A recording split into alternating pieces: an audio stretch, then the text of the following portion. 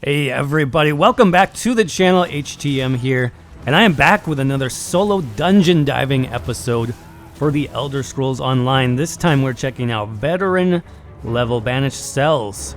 And this is a new series I'm starting here on the channel where I take a solo build into a dungeon and try to solo the entire thing.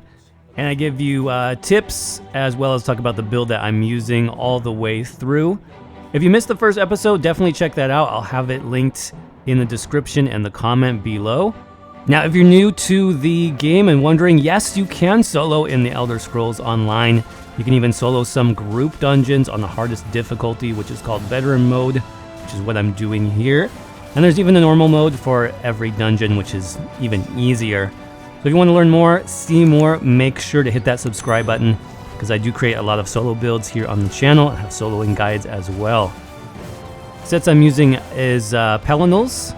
I'm combining that with the Rattle Cage set, as well as the Ice Heart Monster Helm, and I'll have a link for that build down below as well in case you want to check it out. It's been a lot of fun playing this. It's a very flexible, very strong build to play in any kind of solo situation.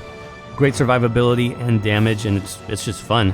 In terms of the skills that we're using, front bar, we've got our Execute Radiant Glory, we've got Deep Slash, Pierce Armor, Puncturing Sweeps, Power of the Light, and then the Undo Ultimate for the minor protection. Back bar, we've got Volley, Ritual of Retribution, we've got Vampire's Bane, Radiant Aura, Channeled Focus, and then for the back bar ultimate, I'm either using Ballista for single target bosses, or I'm dropping down some Novas for group situations. And that brings us up to the first boss, the Cell Haunter. Pretty easy boss overall, good boss to practice with on veteran level if you want to get your rotation down no matter what the build, because it doesn't do too much damage. Now my strategy here is to handle the adds first.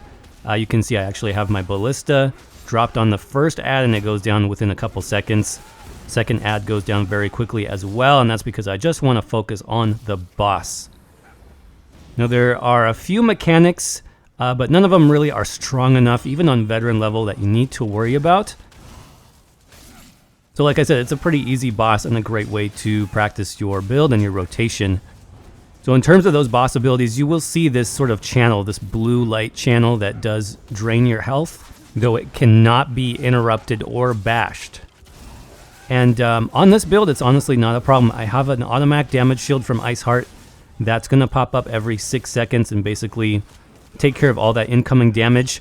I'm also a Templar, so I've got Puncturing Sweeps that's also going to be healing me the same time I'm doing damage. So you can see basically my health is almost full the entire fight, and if it does drop down, like if I do take a heavy attack, it will quickly pop back up. So not much of a problem here. You know, in terms of the rotation, it really centers around Power of the Light, which is a stamina morph that has a 6-second duration. So basically what I found to be the most effective is cast Power of the Light on your front bar, do sweeps, do Pierce Armor, do Deep Slash, and then a couple more sweeps, cast Power of the Light again, and then swap to the back bar. You can see we're already in execute range here. That just means instead of doing sweeps, I'm going to switch over to Radiant Glory. And you can see that's hitting extremely hard, almost up to 30k crits when with that Radiant Glory execute. The nice thing about Radiant Glory as well is it does heal you, just like Puncturing Sweeps heals you. So it's a really great option for an execute. It's going to be doing tons of damage and keeping your health up at the same time. And he's down. I am doing the quest at the same time here, by the way. The keepers are trying to help their friends to combat Rillis at the end, which we'll see. Now coming up to the second boss battle, and this is where you need to be careful because this room spawns as soon as you walk into it. You won't see these skeletons as you approach, but as soon as you get near the center, they just appear basically out of nowhere. So you need to be careful with that, and they are spread out quite a bit. You will get a lot of these large groups here in Banished Cells, so one of the things you need to work on, and I actually need to work on a lot better, is grouping them up. It's kind of hard to do when you're solo, but what you generally want to do is bring the melee enemies, the skeletons and what have you, and try to stack them on top of the casters here in the back. And I don't do a great job at the beginning, but you can see here towards the end I do have them stacked up together, except for a couple adds again. It's hard to get them all together at once, honestly. And it's okay if you have a couple, like you see I have that archer out on the edge of the field. I will get you eventually. So for the second part of this, I'm going to hit the switch on the wall, and then I want to make sure I have my Nova. So I've switched over to Nova for this pull specifically because I have a bunch of these Banekins which can, they don't hit super hard by themselves, but you have like 10 of them in a circle, and they're going to hurt you if you don't have some debuffs on them. So Nova is great, really, really helpful. You can see here it basically melts them in combination with Ritual, with Volley. I even smack them with a couple of deep slashes. And for the last stage, we're going to hit the switch again on the right side. But since this is basically a single target boss, I'm going to switch back to Ballista for this one. And we're going to go ahead and spawn the second boss here, the Clan Fear in the middle. Shadowrend. This is the monster helm, actually, for this dungeon is named after Shadowrend, which we'll see in a little bit. But overall, another very easy boss. Slightly more challenging than the Cell Haunter for sure, because you have a couple of mechanics that are a little bit more dangerous. First mechanic is his spawned pet or clone. Basically looks exactly like him. It's called the Shadow Proxy. Now, you don't need to worry about this clone at all. You can see he's going to basically die inside of your AoEs as long as you're maintaining your bow volley, as long as you maintain your extended ritual, and you're keeping your puncturing sweeps up. All of that AoE damage should handle him. You don't need to apply any single target pressure. In fact, I just keep focus on the boss 100% of the time. You can see he does spawn maybe every 10-15 seconds a new clone, and it's really not a big deal. Now there is, you can see this AoE attack as well, which got me down. It's a tail swipe. And the tail swipe is pretty tricky because I've seen the telegraph, you know, this red circle, will happen about 2 to 3 seconds before the actual tail swipe, which is weird. I don't know if that's a bug or what, but just know that you have a couple seconds before the tail swipe actually happens, before you need to block. You can see here the timing, I get all messed up by the timing, and I am blocking, but he ends up getting me down with the swipe anyways. If you do get swiped, it's not a huge deal. Just break free and pop back up.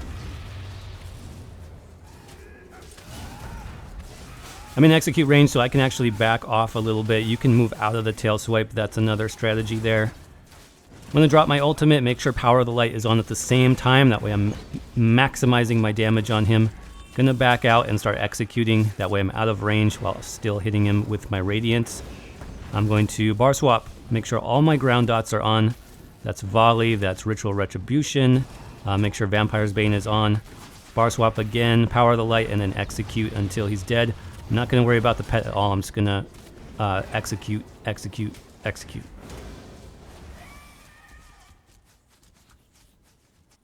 Up to the third boss, and I am going to swap back to Nova on this one because you can see in the room with the third boss about 8 adds here, and there are a lot of mages. They hit very hard. A couple of knights as well that can uppercut you and stun you, so be careful. You can see I'm having trouble grouping them up. The mages are going to stay out of the back, which is hard. And I am taking a lot of pressure. You can see my health is dropping, so I'm going to try to push back here into the corner. I use a potion because I do have tripod, so I get a little burst heal from that as well. Get down the melee adds, and I'm going to come back to the middle to try to group up all the mages together.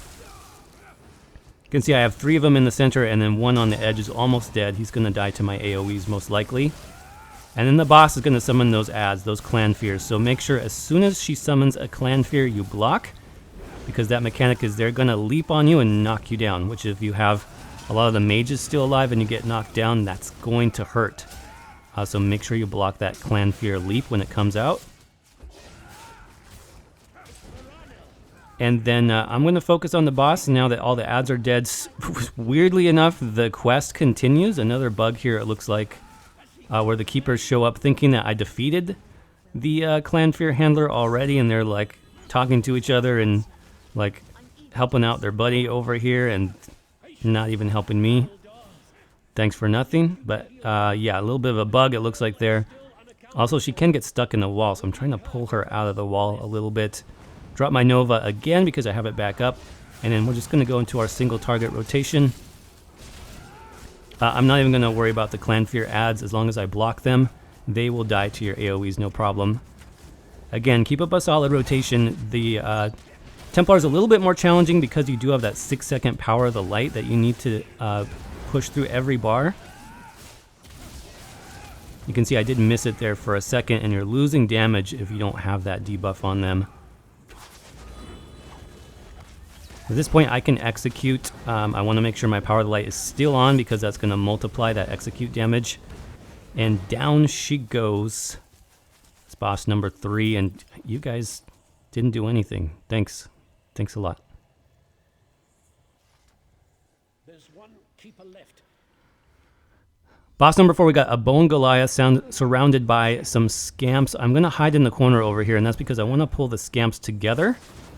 You can see I get about 3 of them together. So I'm going to put some AoEs on the ground. I'm going to sweep through them. Try to get these down first because I don't want them casting fireballs on me while I'm trying to deal with this guy. I'm going to get those 3 down. Sweeps is great because I can be damaging the boss at the same time. I'm going to reset my AoEs on this 4th guy who didn't want to join the party. Now he doesn't have a choice. He's going to go down pretty quick. And then I can focus on the boss. Even on veteran mode, this boss is pretty easy. The mechanics here essentially do very little. He will summon 3 skeletons, but you can see they basically melt within my AoEs. So you can 100% focus on this boss. Make sure you have power of the light on. And do your thing. On the front bar, I don't think I mentioned it, but you do want to use every ability at least once here, except for the execute. So basically power of the light followed by pierce, armor, and deep slash. Those 2 one-handed shield skills are extremely important for this build. Pierce armor is important because we don't have any other resistance debuffs, and then deep slash gives us minor maim on the target, means they hit us for 15% less damage, which is super helpful. That will even stack with our Nova when we use that. But speaking of the ultimate here, I do have Ballista up since this is basically a single target fight. I'm going to drop that here at the end, combine that with a power of the light, and then an execute, and you're doing tons of damage here. Over there, Verona. We found her. I see her. Let's hope she lives. We'll need her. Okay, we're getting close to the final boss, but I wanted to show a couple of these pulls because they can be difficult on veteran if you're by yourself. So we have this first room, about 8 to 10 mobs. I'm going to hide over here in the corner. Not really hide, but I'm just going to kind of go around the column, and that's going to bring those mobs in. You can see they run in towards me, basically because they can't see me, so they need to get closer. And that allows me to group them all up and drop a Nova, which is going to be super, super helpful, both for doing damage and reducing their damage. Nova is great for this dungeon because that has major maim. That's 30% damage reduction. Once I have the first group down, I'm going to reset. I'm going to come back on top of the archers, on top of the mages, drop my AoEs again, and then go into sweeps mode. That'll get them down very quickly. And that's basically how you want to fight any trash pack here. And then our last trash pack here comes before the final boss. Same thing here, about 8 to 10 mobs. You can see all spread out. I'm going to plink them with an arrow, and then I'm going to run back up the stairs, and that's just because I want to group them up a little bit tighter here at the base. I do have enough ultimate for another Nova, so I'm going to drop that right on top of them again. Get that nice 30% damage reduction, get that nice AoE damage, and then Sweep's going to take care of the rest. Once you have a few of them down, you can see a second group is going to run in. That's where you want to jump on top of them. Make sure you have your volley on the ground, make sure you have your ritual on the ground, and then finish off the last group before the final boss battle. So here we are up to the High Kinlord Rillis. Really interesting character. I love his dialogue, and the whole questline here is really fun, by the way. And he's an interesting fight. I will say on veteran mode, he is a long fight when you're by yourself. And that's because you get knocked flat so much. So let's talk about the mechanics first. Heavy attack. Heavy attack is pretty brutal. You need to block that or it's going to take a big chunk of health and it's going to knock you down as well. Second thing you need to be aware of is the eyeballs, the hunger or the feed, whatever they're called. If those reach Rillis, they will heal him, though it's not for a huge amount. So, you know, honestly, if you let a couple through, it's not the end of the world. It's not a huge deal. Now you can see the major annoyance for this is the blue ball that he shoots at you. Rillis with the blue ball, that's a guaranteed knockdown if you're not blocking. And the problem really is that he does it at random times. So especially at the beginning of the fight, I'm on my backside about half the time. It's pretty hard to know when it's coming, though I think, you know, usually it does come after one of his other abilities, like this heavy attack here. Generally, he'll shoot the ball at you like he did just there. So if he's going to do a heavy attack, you can block the heavy attack and just block for an extra second just to make sure he's not going to knock you down with that lightning bolt. The final mechanic here is the AoE that he's going to do right here. Really not a huge deal, especially if you're solo, just walk out of it. It's not a big deal. You can see here towards the end, I'm starting to get a better rhythm. I'm noticing that I'm able to block the mechanic a lot more, so I'm doing better damage. So I'm, you know, like we said, I'm keeping block up for an extra second after he heavy attacks. And he does that pattern for about 3 or 4 times. Heavy attack, and then the shock knockdown. So I'm able to counter that pretty well here towards the end. Except for that one. Yeah. And then after that, he actually does mix it up. He does multiple heavy attacks without the shock ball. Like here, he doesn't do it. He goes right into the lightning splash. So really interesting. They completely randomized the mechanic as far as I can tell. So, you know, keep your block up as much as you can. That's going to help you not get knocked down so much. But just expect a long fight overall. A lot of knockdowns. Don't get frustrated. Make sure you kill the eyes as they come in. As long as you have your AoEs, you can see that basically kills the eye, and then just maybe another puncturing sweep will get it down completely. And you won't have to worry about the boss healing back up at all.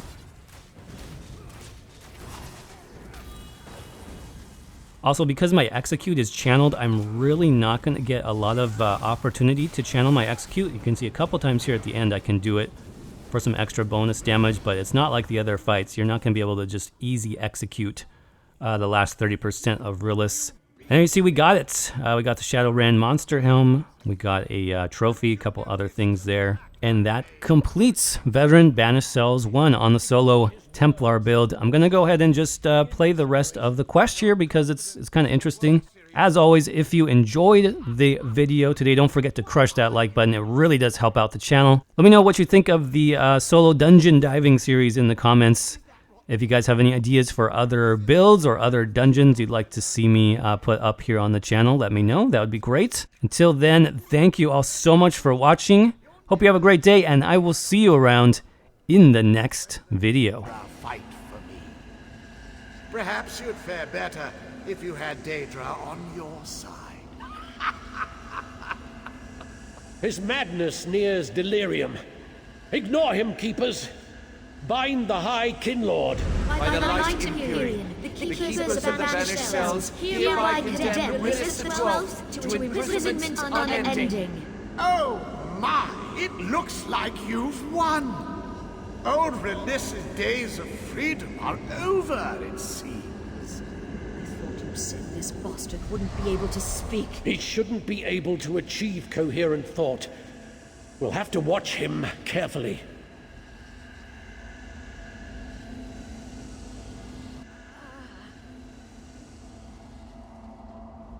The prison's not perfect yet, but we have time, and Rillis isn't going anywhere.